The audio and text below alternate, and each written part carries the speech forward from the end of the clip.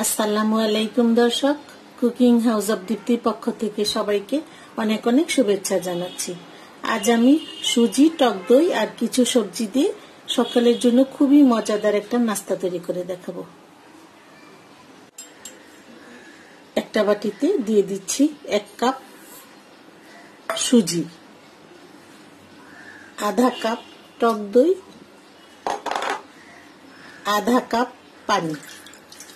এখন সবকিছু একটু মিশিয়ে নিব।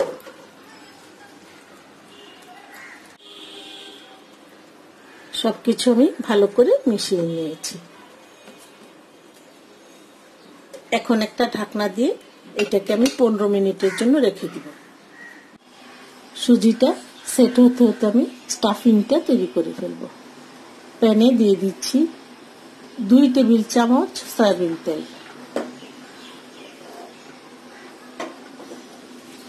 তেলটা গরম হয়ে গেছে। এখন দিয়ে দিচ্ছি 2 টেবিল চামচ পেঁয়াজ কুচি।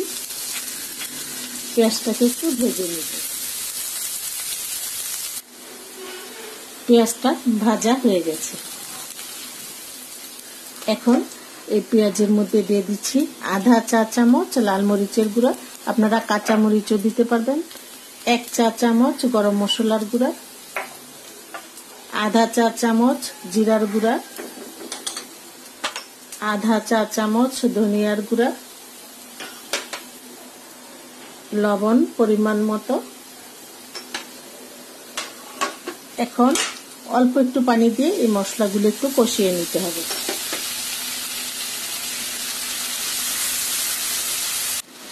মশলাটা কষিয়ে নিয়েছি। এখানে আমি কিছু সবজি নিয়েছি। এখানে 2 টেবিল চামচের মতো লাল ক্যাপসিকাম নিয়েছি, 2 টেবিল চামচ গাজর কুচি, 2 টেবিল চামচ বাঁধাকপি কুচি। এখন আমি গাজরটা আগে দিয়ে দিব।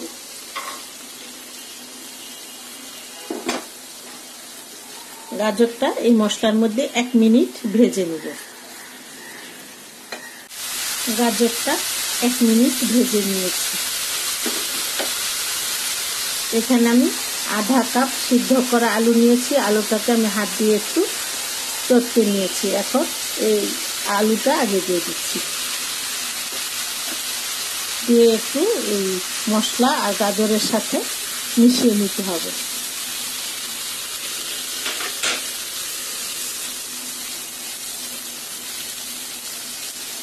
মিশিয়ে নিয়েছি। এখন দিয়ে দিব বাঁধাকপি কুচি আর লাল ক্যাপসিকাম। আপনাদের হাতের কাছে যদি লাল ক্যাপসিকামটা না থাকে তাহলে সবুজ ক্যাপসিকাম দিবেন অথবা টমেটো কুচি করে দিয়ে দিবেন।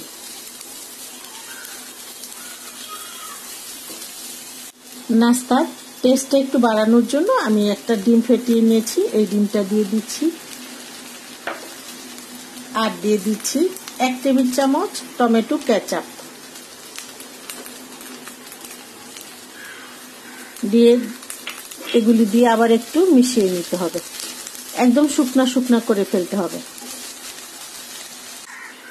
একদম শুকনা শুকনা করে নিয়েছি। এখন আমি কিছু ধনিয়া পাতা কুচি দিয়ে দিচ্ছি।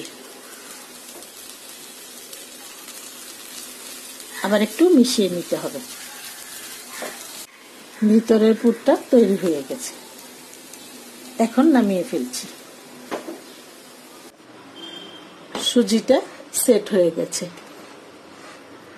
এখন এই সুজির মধ্যে আমি আরো আধা কাপ পানি দিয়ে দিচ্ছি। দিয়ে একটু মিশিয়ে নিব। তারপরে গ্রাইন্ডারের জগে ঢেলে দিচ্ছি। এখন এটা আমি একটু পেস্টের মতো করে তৈরি করে নেব। আমি পাতলা একটা ব্যাটার তৈরি করে নিয়েছি। এরকম বেশি ঘনও না আবার বেশি পাতলা হবে না, এমন ব্যাটার তৈরি করতে হবে। এখন এটার সাথে আমি দিয়ে দিচ্ছি পরিমাণ মতো লবণ। লবণটা দিয়েও আবার মিশিয়ে নিতে হবে একটু।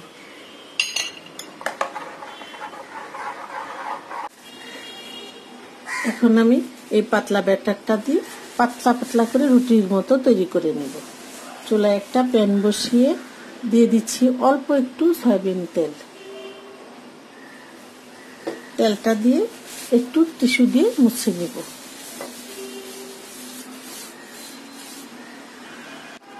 এখন চুলার আঁচটা একদম লোতে রেখে এই ব্যাটারটা আমি প্যানে দিয়ে দিব। দিয়ে চামচটা দিয়ে এভাবে ছড়িয়ে দিব।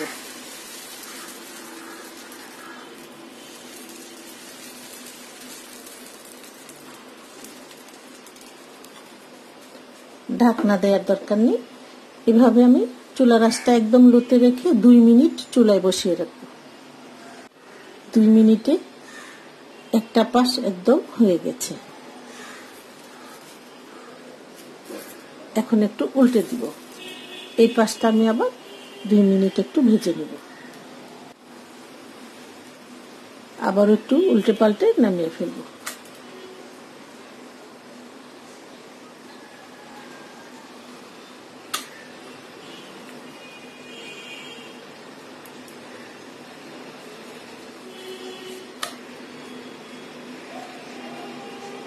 তৈরি হয়ে গেছে। আমি সবগুলি রুটি এভাবে তৈরি করে নেব। এরকম করে একদম পাতলা পাতলা করে আমি রুটিগুলি তৈরি করে নিয়েছি।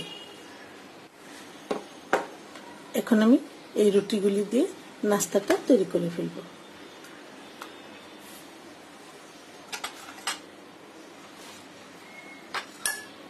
রুটিটার উপরে কিছু টমেটো কেচাপ লাগিয়ে দিচ্ছি। টমেটো কেচাপটা লাগিয়ে নিয়েছি। এখন আমি ভিতরের পুরটা দিয়ে দেব।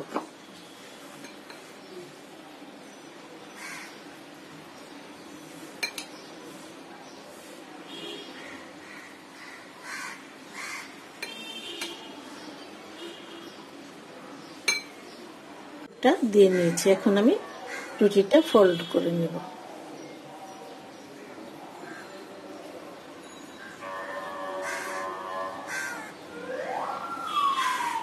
এরকম করে সবগুলি রুটি তৈরি করব। আর একটা নাস্তা আমি অন্যরকম ভাবে বানাবো।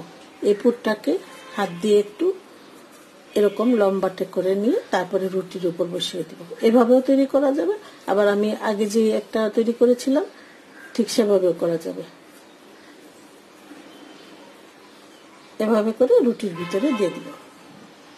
এই রুটির ভিতরে আমি এভাবে দিয়ে দিব, দিয়ে ফোল্ড করে নেব।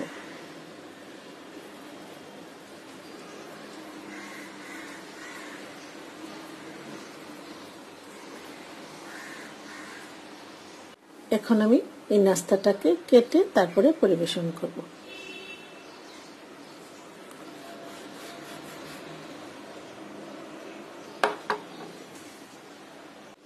আমি গোল গোল করে কেটে নেব।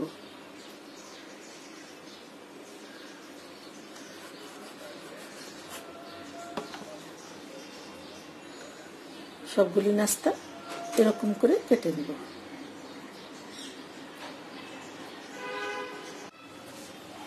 আমি নাস্তাগুলি কেটে একটু সাজিয়ে দিয়েছি। আশা করব আমার এই নাস্তা রেসিপিটি আপনাদের ভালো লাগবে। যদি ভালো লাগে লাইক, শেয়ার, কমেন্টস করবেন এবং অনুগ্রহ করে আমার চ্যানেলটি সাবস্ক্রাইব করবেন। সবাই ভালো থাকবেন, সুস্থ থাকবেন। সবাইকে অসংখ্য ধন্যবাদ। আল্লাহ হাফেজ।